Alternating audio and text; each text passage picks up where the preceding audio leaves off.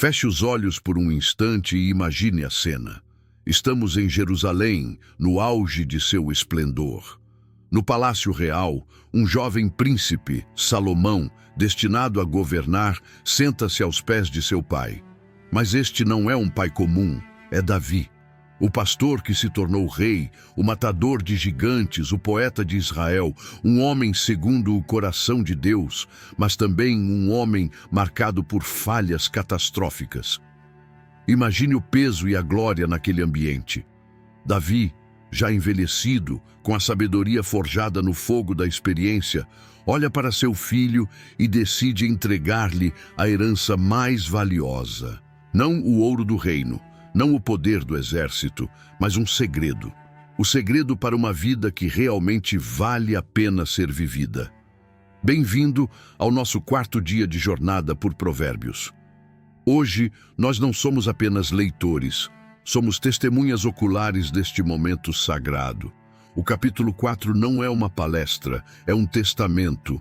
É a herança de Davi, refinada por Salomão e entregue a nós. E a primeira curiosidade que muitos ignoram é justamente essa.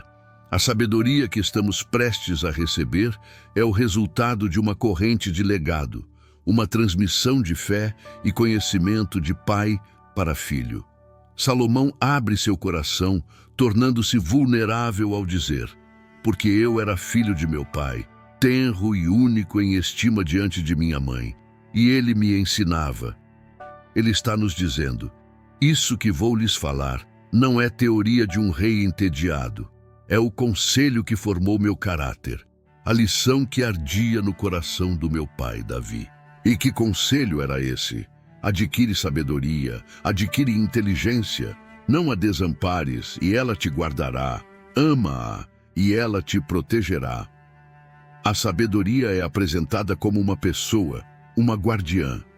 Davi, que conheceu o desamparo nos desertos e a traição nos corredores do palácio, sabia o valor de um protetor fiel. Ele diz a Salomão que o preço da sabedoria é tudo o que ele tem. É um investimento total. Enquanto o mundo nos grita para adquirir bens, status e poder, a voz do velho rei sussurra através dos séculos: invista sua vida, seu tempo, seus recursos na busca pela sabedoria divina, pois ela te exaltará e te dará uma coroa de glória. Com esta herança estabelecida, Salomão nos leva para a grande metáfora da vida, uma jornada por um de 2 caminhos, uma escolha diária entre 2 veredas. A descrição que ele faz destes caminhos é uma das passagens mais poéticas e reveladoras de toda a Bíblia. Primeiro, a vereda dos justos. No versículo 18, ele pinta uma obra de arte com palavras, mas a vereda dos justos é como a luz da aurora, que vai brilhando mais e mais até ser dia perfeito. Vamos investigar essa imagem.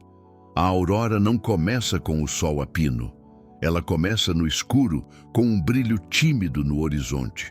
Pode ainda estar frio e as sombras podem ser longas.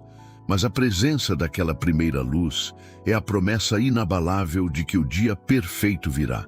Esta, teologicamente, é a doutrina da santificação, é a jornada do crente.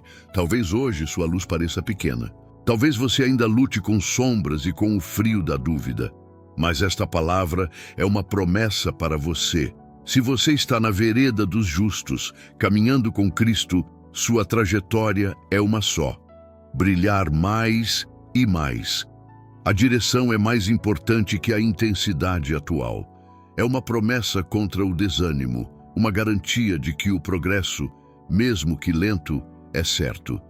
Agora, olhe para o contraste no versículo 19. O caminho dos ímpios é como a escuridão, nem sabem em que tropeçam. Esta imagem é aterrorizante. O perigo não é apenas a ausência de luz, mas a ignorância da causa da própria queda. O homem no caminho da escuridão tropeça e culpa o mundo, culpa os outros, culpa a Deus. Mas Salomão nos diz que ele tropeça na sua própria soberba, na sua própria mentira, na sua própria ganância. Ele vive em um estado de confusão espiritual, caindo repetidamente sem nunca diagnosticar a verdadeira doença. Diante desses dois destinos, um de luz crescente, outro de trevas confusas, Salomão para. Ele se inclina como um médico da alma para nos dar a prescrição mais importante de todas. Ele nos entrega a chave do cofre, o comando que sustenta todo o resto, no versículo 23. Sobre tudo o que se deve guardar, guarda o teu coração, porque dele procedem as fontes da vida. Este é o diagnóstico divino para a condição humana. E para entendê-lo, precisamos investigar o que a Bíblia quer dizer com coração. No hebraico, a palavra leve não se refere apenas às nossas emoções, como na cultura popular. O coração bíblico é o centro de controle, a sala de comando de todo o nosso ser. Inclui nossa mente, nosso intelecto, nossa vontade, nossas intenções e nossas emoções. O profeta Jeremias disse que o coração do homem é enganoso. E Jesus afirmou em Mateus 15 que é do coração que procedem os maus pensamentos, as mortes, os adultérios. A metáfora que Salomão usa é a de uma fonte. Imagine que sua vida é um rio. Suas palavras, suas atitudes, seus relacionamentos, sua carreira, tudo isso é a água que flui neste rio. Agora, imagine que a nascente deste rio, a fonte de onde toda a água brota, é o seu coração. Nós passamos a maior parte de nossas vidas tentando purificar a água do rio lá embaixo. Tentamos filtrar nossas palavras, represar nossos maus hábitos, construir barreiras para nossas atitudes, mas Deus, em sua infinita sabedoria, nos diz: pare de lutar com o rio. O problema não está aí. Volte para a nascente. Guarde a fonte. Se a fonte do seu coração estiver poluída pela amargura, o rio da sua vida inevitavelmente carregará palavras e relacionamentos amargos. Se a fonte estiver contaminada pela cobiça, o rio da sua vida produzirá decisões financeiras egoístas e corruptas. Se a fonte estiver envenenada pela impureza, o rio da sua vida gerará um comportamento impuro. A pureza do rio é determinada pela pureza da nascente. Então, como se guarda esse cofre? Como se protege essa fonte? Salomão não nos deixa com uma teoria abstrata. Ele nos dá um manual prático, usando as partes do nosso corpo como um guia para a guarda do coração. É como se nosso coração fosse uma fortaleza e nossos sentidos fossem os portões. Primeiro, o portão da boca, versículo 24.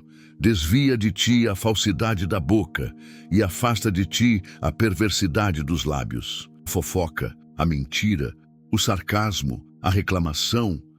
Tudo isso não é apenas um problema de falar demais. É um sintoma, um vazamento de um coração não guardado. Guardar a boca é um ato de guardar o coração. Segundo, o portão dos olhos, versículo 25. Os teus olhos olhem para a frente e as tuas pálpebras olhem direto diante de ti. Em um mundo saturado de distrações visuais, desde a imoralidade na internet até a cobiça nas vitrines das lojas e nas redes sociais, este comando é um chamado radical ao foco.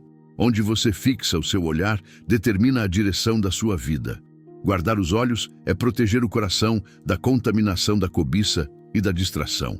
Terceiro, o portão dos pés, versículo 26 e 27. Pondera a vereda de teus pés. Não declines nem para a direita, nem para a esquerda. Isso significa pense antes de ir.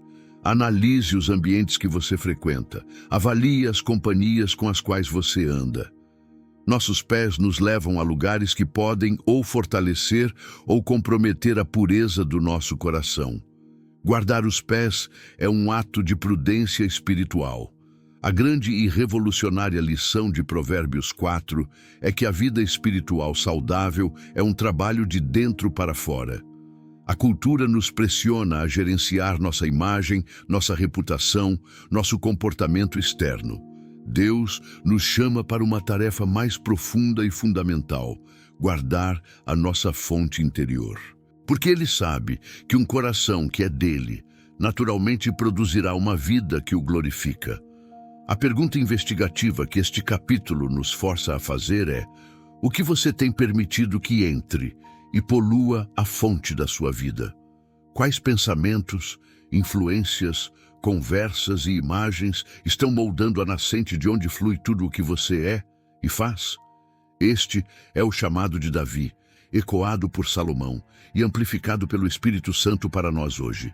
Guarde o cofre, proteja a fonte, pois dela e somente dela procedem as fontes da vida.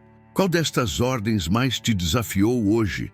A de investir tudo na sabedoria, a promessa de que sua vida pode brilhar cada vez mais? Ou o chamado urgente para guardar seu coração? Deixe sua reflexão profunda nos comentários. Se esta expedição te trouxe uma nova luz, deixe o seu like para que mais pessoas encontrem este tesouro e compartilhe o vídeo. E prepare-se, inscreva-se e ative o sininho, porque amanhã, no capítulo 5, Salomão nos dará um dos avisos mais sérios e diretos sobre uma das armadilhas mais destrutivas para a alma humana. Que a luz da sua vereda brilhe cada vez mais forte e que, acima de tudo, você guarde o seu coração.